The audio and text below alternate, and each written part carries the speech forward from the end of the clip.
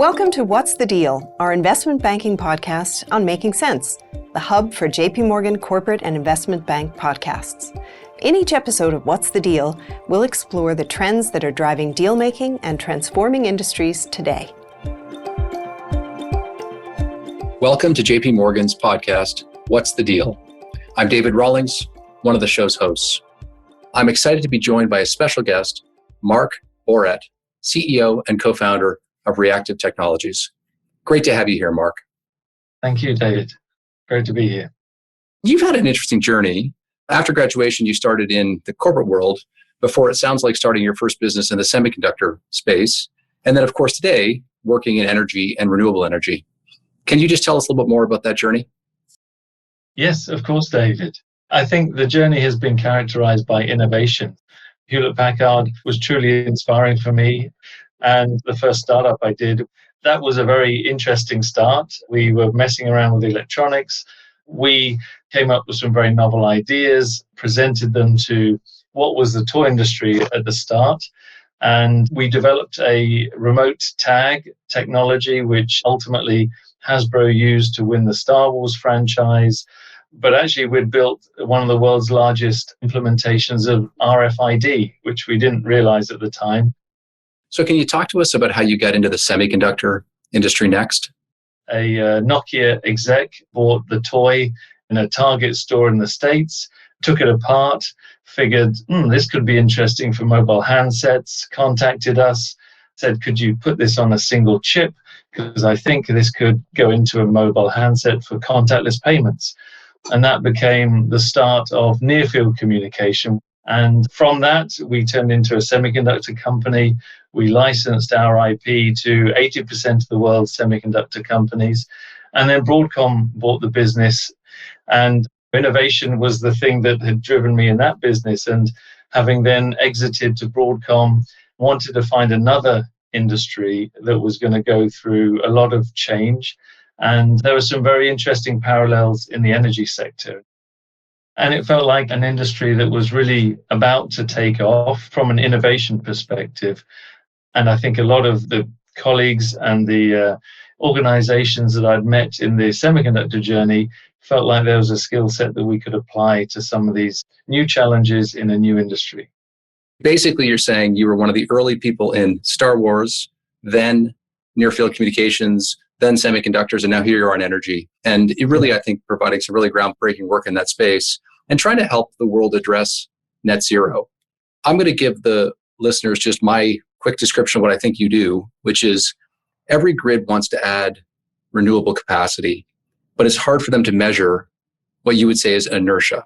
So your business now helps a grid get smarter about its stability so they can add more renewable to the grid. Does that sound about right? That's exactly right. And like a lot of these things, it's a bit like peeling back the skin of an onion. You eventually get to the heart of the issue. And as we look ahead and we see more and more renewables getting built out, which is great for net zero, we start to see uncomfortable realities also emerging, which is grid operators curtailing those renewables, actually stopping them. And in place of stopping the solar farms producing solar energy and wind farms, they actually also pay gas peakers to fire up and give them stability that they think they need. And the reason I say think they need is because they use models. They don't measure the stability of their grid because they don't have the ability. It hasn't been possible up until now, until we developed our technology that allows us to create that real-time, accurate view of stability of an entire power system or a part of a power system. And that starts to become a really valuable tool in the control room to help them safely incorporate and use more renewables rather than reaching a point where they feel they have to curtail them. And Marc, how do you measure the impact? From our data, start to see that actually we can measure somewhere in the range of 10 to 30% additional capacity of stability in the power grid than their models would otherwise indicate would be available to them. And that obviously is quite a disruptive benefit to net zero because now there's additional capacity that allows more renewables to connect and be used safely. So let's spend a little bit more time on the technology. How are you able to do this? And what have you heard back from the utilities and other people you were doing business with? The way it works is that it's something very similar to sonar. We're not sending a sound wave or an ultrasonic wave into a power grid, but we are sending a burst of power. So we build an asset. It could be a battery, it could be a big capacitor, and we get that asset to send a signal or a pulse of power into the grid. We have measurement devices that we install around the country or the part of the grid that we want to measure the stability in, and those measure exactly how much of an impact that pulse of power has had. So we treat the grid as a black box, and everything is very accurate. So we know exactly the moment we send the signal into the grid or the power wave, and then imperceptible to the grid operator, we can pick that tiny, tiny disturbance that we've created in the grid out of all of the noise that is caused by all the other things that are operating on the power system. And that gives us a very precise measurement because we've stimulated the grid with a known input, and we've measured how much that input has actually been able to move the grid slightly. And that gives us a precise measurement that we can give into the control room, and that tells them where the limits of their grid are at that moment in time. That means they can safely absorb as much renewable energy up to those limits because there's been a physical measurement created. It sounds so logical, but was this always the intent when you started the company? Did you know 12 or 13 years ago that this is where you'd end up? I would love to say yes, but that would be a complete lie. The truth of the matter is it came about, like often with innovation, from a place where we weren't expecting it. So when I started up Reactive, we brought together some engineers from the semiconductor world, and they had a desire to try and use the power system as a communications channel. National Grid in the UK went with that idea. They humoured us, really. They didn't really believe that it was going to be possible. But we sent a data signal through the entire grid in the UK, and we had these receivers put around the whole of the UK, and our signal got through to all of them. Then you had to flip the model on its head. Yeah, what we realized is that it didn't happen at exactly the same time as it should. So, energy travels at the speed of light, and the UK isn't that big, but there was these differences in timings as to when our message actually was received by our devices. And we looked into it and we thought, well, there's something inhibiting our message traveling across the UK. And the more we looked into it, we realized there was some phenomena at work. We discussed this with National Grid, and we said, we think the phenomena is the stability of the grid, and we think we could actually switch this thing on its head and use the technology in a different way to actually measure the stability. Would that be of interest to you? And they said, well, that's never been done before. You can't measure stability. They said, well, if you want to go and do it, try it, and then we'll mark your homework. We did a measurement campaign by turning the technology around. We provided them the data, and their response was, okay, we think you can measure stability in real time. We're interested to take this forward as a full service. What's also amazing is a company like National Grid was willing to work with you here. So can you talk about that as, you're an innovation company, you obviously had success in something else, but here you have to convince this operator that you can help them. Talk us through that. I think we appeal to the curious side of an engineer. All these kind of organizations have got a very strong engineering DNA, but again, we were coming at this from a very different perspective, still from an engineering one, but from a very different one. We weren't power engineers, which the industry is typically characterized by. We were communications engineers, and we were offering them a view into a realm of engineering that, frankly, they hadn't really been exposed to very much. And some of this sounded semi-plausible. And overall, I think it was the curiosity part that really won them over. But you're right, it's not often, and it's not easy as well. So I think innovation funding really helped, them having access to that.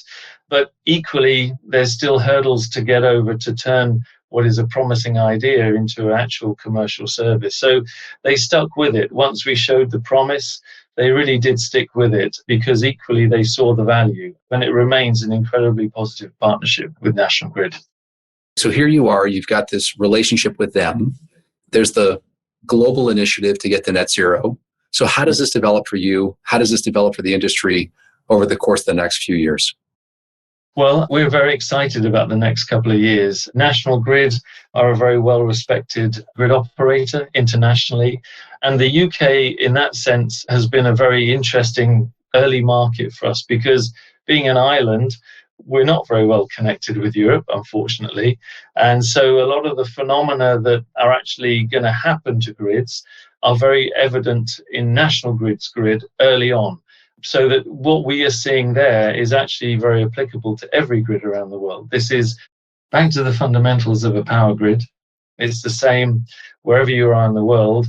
As you start to take off big generation, which has got big spinning turbines that produce energy through those big spinning turbines, those provide a huge amount of stability. And that large generation mass is taken off and it's replaced with much smaller inverter-based generation like solar and wind. That stability is automatically reduced.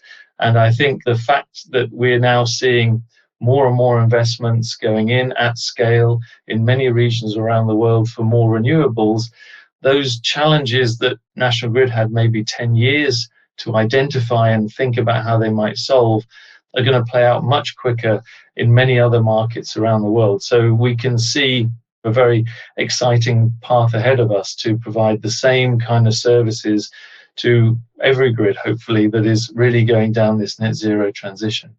It's such an amazing compliment to this goal of net zero. Let's just shift for a second. So you've obviously had lots of experience over now 30 years, building and developing companies, almost 40 years.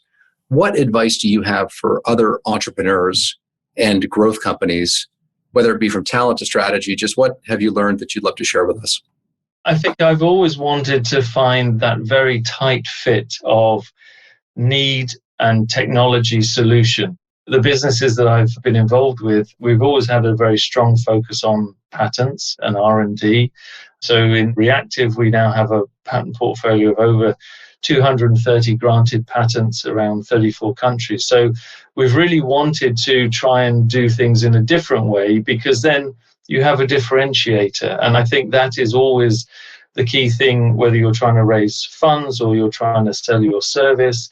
The world is a crowded place and you need to have a clear way of showing that you have created value in a different way and you can protect that value, especially from an investment perspective. So having a strong IP base, investing in R&D. So we have had, I would say, the first 10 years of our life has been doing genuine blue sky R&D, which is hard. You know, that means that you are sort of always looking to the future and actually you have to make some investments that don't necessarily pay back instantly, but then you're building a foundation and a set of services that really can stand the test of time and be viable in the market for tens of years rather than 1 or 2 years, which you find in more consumer markets.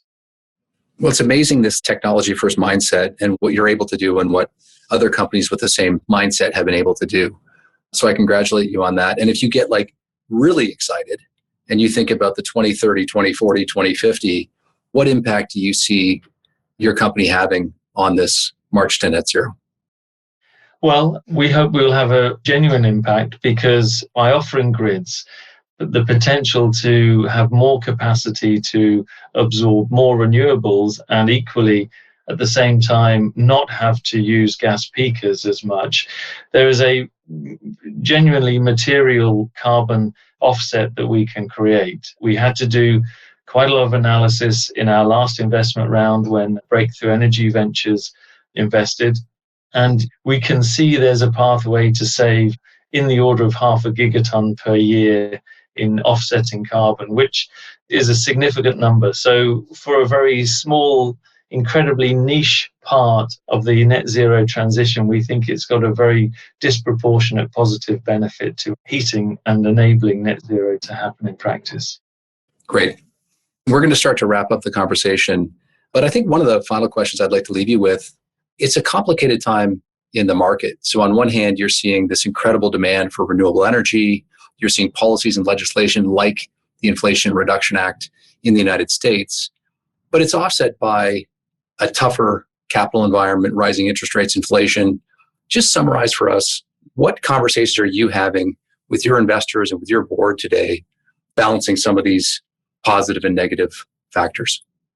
We're certainly not immune to the wider macroeconomic environment, but I would say if you just step back and you look at what net zero is going to take. So broadly speaking, the same amount of money that will be deployed to build renewable energy, solar and wind at scale, will be needed to invest it in the grid to actually improve the infrastructure, build more capacity, develop and install more tools, more capabilities to manage an increasingly more complicated grid to keep safe and reliable. So that is the long-term view. And so we are taking a long-term view. We are seeing that the investments we continue to make are going to ensure that we will have the right product suite for the full energy value chain. Because of that longevity of the data service that we provide, we're still thinking that we can make long-term investments in growing the portfolio,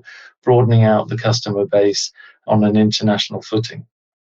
Marc, this has been such a fascinating discussion. Congratulations on all the great work you're doing.